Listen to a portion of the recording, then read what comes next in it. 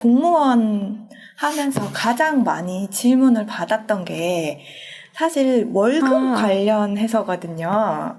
그래서 월급을 조금 궁금해 하시지 않을까 해서 제가 월급 내용을 궁금해요. 굉장히 상세하게 준비를 해봤어요. 보면은 이야. 공무원 실수령액 네. 지금 공개를 합니다.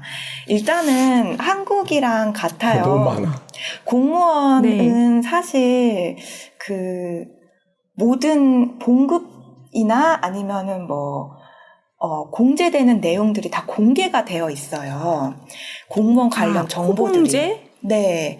그래서 네네. 지금 이게 봉급표도 사실은 인터넷에 다 공개가 되어 있거든요. 그리고 한국 공무원 봉급표도 제가 검색을 해보니까 다 검색이 되더라고요. 아, 그러네요. 네. 제가 지금, 한국과 미국 그 월급을 비교를 하고 싶어서 어떤 분께서 연합뉴스에 자료를 올리셨더라고요.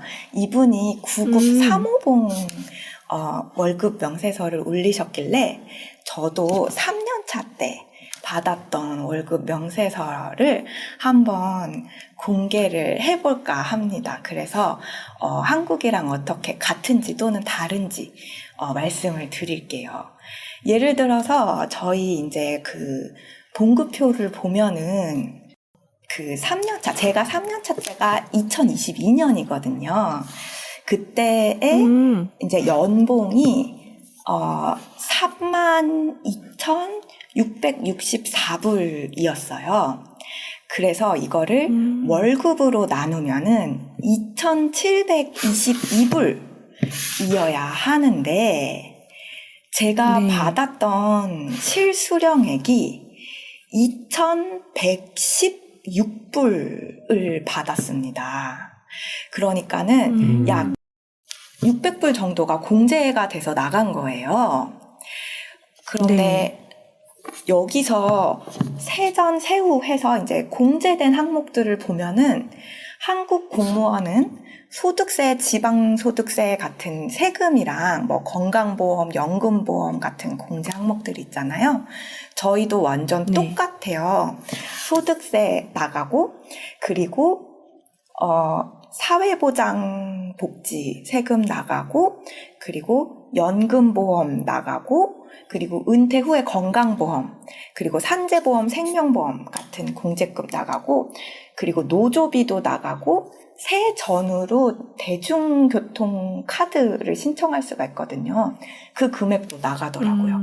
그런데 여기서 미국에서 일하실 때는 세금이 2번 빠져나가요. 예를 들어서 연방 세금이 빠져나가고 두 번째가 하와이 주 세금이 빠져나가요. 예를 들어서 내가 뉴저지에 사는데 뉴욕에서 일을 한다. 그러면 세금이 3번 빠져나간대요. 연방 세금 빠져나가고, 뉴저지 세금 빠져나가고, 뉴욕 세금 빠져나간대요. 그래서 세금을 정말 많이 빼가는 그런. 그래서 안 그래도 월급이 정말 조금 낮거든요. 근데 세금까지 다 이제 빠져나가면은 정말 쥐꼬리 월급이라고 하잖아요. 완전히 쥐꼬리만큼 월급이 나오는데 여기 하와이는 특이하게 다른 주는 모르겠는데 특이하게 월급을 반급으로 해서 달에 2번을 지급되더라고요. 제가 검색해보니까 한국 공무원은 10일이나 20일에 그 달에 일한 그 월급을 후지급에 선지급하는 형식으로 받는다고 해요. 그러니까 예를 들어서 지금 6월이니까 6월 20일에 내가 월급을 받으면은 6월 1일부터 20일까지 일한 월급에 21일부터 30일까지 일할 월급을 6월 20일에 받는 시스템이래요. 그런데 저희 월급은 지난달에 일한 월급을 그 다음 달에 주더라고요. 예를 들어서 지금 6월인데 저희가 월급을 2번을 받잖아요. 5일에 한 번 받고 그리고 20일에 한 번 받아요. 그래서 6월 5일에 받은 월급은 제가 5월 1일부터 5월 15일까지 일한 것에 대한 보수고 6월 20일에 받을 월급은 5월 16일부터 31일에 일한 보수를 받는 거라고 해요. 그래서 제가 만약에 퇴사를 했어도 그 퇴사한 다음 달까지 제가 일한 부분의 월급을 받게 되는 시스템이더라고요. 역시 홍희 작가님은 긍정적이셔. 전 거꾸로 생각했거든요. 들어가서 한 달 일하는 동안은 아무것도 안 줘 이런 뜻이잖아요. 아무것도 없어요. 그냥 계속 일을 해야 되는 그러니까. 거예요. 네. 맞아요. 그래서 지금 월급이 제가 낮다고 말씀을 드렸는데 이거를 최저임금에 한번 비교를 해볼게요. 하와이 최저임금이 12불이거든요. 1시간에 12불. 그래서 그리고 야근을 하면은 1.5배로 월급을 지급을 해요. 그리고 한국이랑 비교를 하면은 한국은 시간급이 이제 9,620원이라고 해요. 올해부터. 그래서 이거를 제가 한번 계산을 해봤어요. 저희의 실수령액은 최저임금에 덜 미치거나 거의 최저임금을 받더라고요. 근데 제가 만약에 최저임금을 받는 일을 해도 그 안에 세금이 또 나가잖아요. 또 공제 항목이 또 나가고. 그러다 보니까는 최저임금보다는 조금 많이 받는 수준이라고 느껴지더라고요. 근데 여기서 한 가지 더 고려해야 될 점이 최저 생계비예요. 여기서 최저 생계비가 렌트 값이 안 들어간 최저 생계비더라고요. 네, 그래서 노숙하라는 거예요? 노숙 권장하는 곳입니까? 그건 아니고 이제 렌트는 따로 어떻게든 해야겠죠. 그리고 이제 한국의 최저 생계비도 제가 검색을 해보니까 이렇게 나왔는데 제가 이거를 그래프로 한번 만들어 봤어요. 저희의 월급과 실수령액과 최저 생계비와 그리고 최저 임금 월급 보시면은 여기 실수령액 부분에 제가 한국과 미국을 같이 넣었는데 실수령액이랑 1인 가족 최저 생계비랑 정말 바등바등하죠. 조금 덜 미칠 수도 있고 그리고 이제 하와이에서는 월세를 넣으면은 1인 가족 최저 생계도 조금 못 미치는 그리고 심지어 2인 가족은 정말 많이 모자란 상태겠죠. 그래서 월급이 박봉이라는 게 정말 한국이든 미국이든 국경을 초월하는 그러네. 슬프다. 네, 그런 상황입니다. 정말 공무원 박봉이에요. 보통 하와이 같은 경우에 그냥 특별히 아주 잘 사는 동네도 아니고 그렇다고 험한 동네도 아니고 중간쯤 되는 그냥 사는데 크게 지장 없는 동네에 보통 혼자 사시는 분은 스튜디오라고 해서 원룸들을 많이 쓰잖아요. 네, 맞아요. 그런데 렌트비가 한 달에 어느 정도 나와요?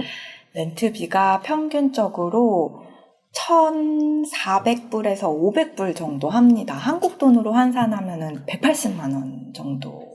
와, 이거는 그럼 월급을 다 갖다 바쳐야 된다는 얘긴데. 네, 거의 완전 다. 그런데 여기서 중요한 게 이 렌트비 안에 전기요금, 수도요금, 뭐 인터넷 요금 이런 게 포함이 되는지 안 되는지 이런 게 정말 중요해요. 왜냐하면 전기요금이 정말 비싸더라고요. 수도요금도 비싸고. 네, 그래서 한 달에 1,400불 정도 예상을 하시면 좋을 것 같고, 그리고 방이 하나 딸린, 침실이 하나 딸린 원 베드룸 아파트먼트는 1,600에서 1,800 정도 해요. 근데 그것도 굉장히 좁아요. 그리고 약간 낡은 건물, 지은 지 막 50년 된 건물들 있죠. 네. 새 건물들은 거의 막 2,000불, 2,500, 3,000불도 한다고 하더라고요. 와.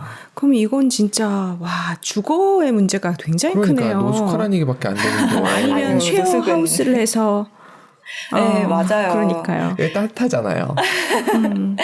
맞아요. 그래서 룸메이트도 많이 찾고, 그리고 이제 주택 같은 경우에는 방이 여러 개잖아요. 그래서 그 안에 방을 이제 쪼개서 이제 한 1주택 다가구로 이제 사는 경우도 많죠. 근데 또 그런 경우에는 되게 특이하게 세금을 더 낸대요.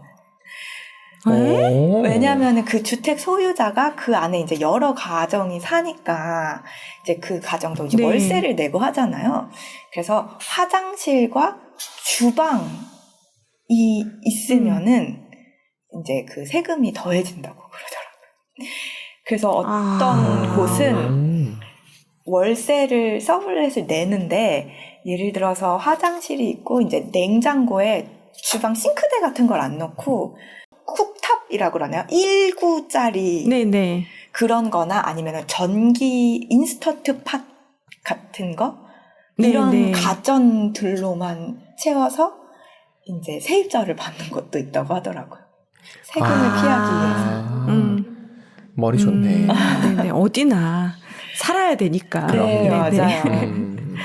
그래서 여기 이제 한국이랑 하와이랑 굉장히 공무원들의 상황이 비슷한데 다른 게 하나 있어요.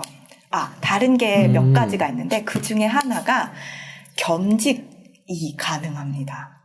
하와이는 겸직이 가능해요. 그래서 대부분의 사람들이 2잡, 3잡까지 갖고 계시는 경우가 많아요. 그래야지 생활이 유지가 되니까요. 그러니까.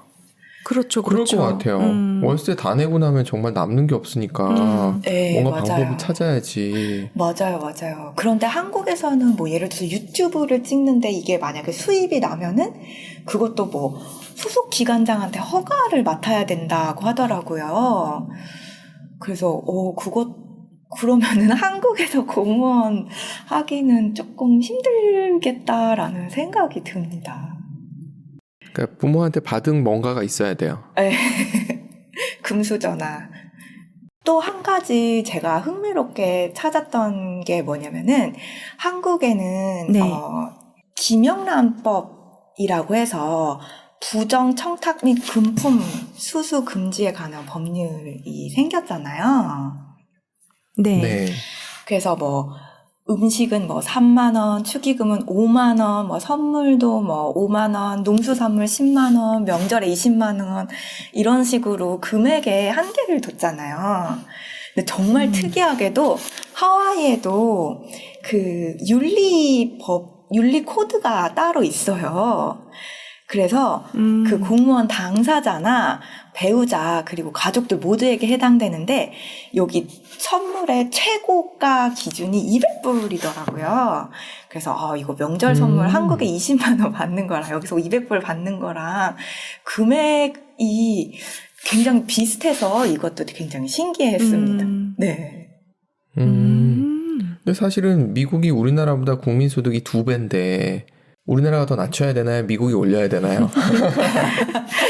근데 그게 이제 국민 소득만 보면서 비교를 할 수가 없는 게 예를 들어서 생활비가 또 다르고 주거비가 또 다르기 때문에 아마 맞아요. 들어오는 돈은 2배, 나가는 돈도 2배 이러면 이제 수중에 남는 돈이 빈털터리인 거는 아마 똑같지 않을까요? 그러네. 주머니에서 먼지밖에 안 나오는 건 동일하다? 네, 맞아요. 궁금한 거 또 하나 있습니다. 네. 우리나라는 월급을 통장으로 꽂아주잖아요. 거기는 수표로 주나요? 아니면 통장으로 똑같이 꽂아주나요? 선택할 수가 있어요. 수표로 받고 싶은 사람은 수표로 받고, 그리고 통장을 이제 시스템에 등록을 해놓으면 그 통장으로 받는데요. 여기도 굉장히 선택권이 많은 게, 예를 들어서 내가 월급의 50%는 A 통장으로 받고, 나머지 50%는 B 통장으로 받고 싶다. 그럼 그것까지도 전부 다 시스템에 등록을 해 놓으면은 그대로 받을 수가 있어요. 이거 싫어하시는 분도 많을 것 같은데요?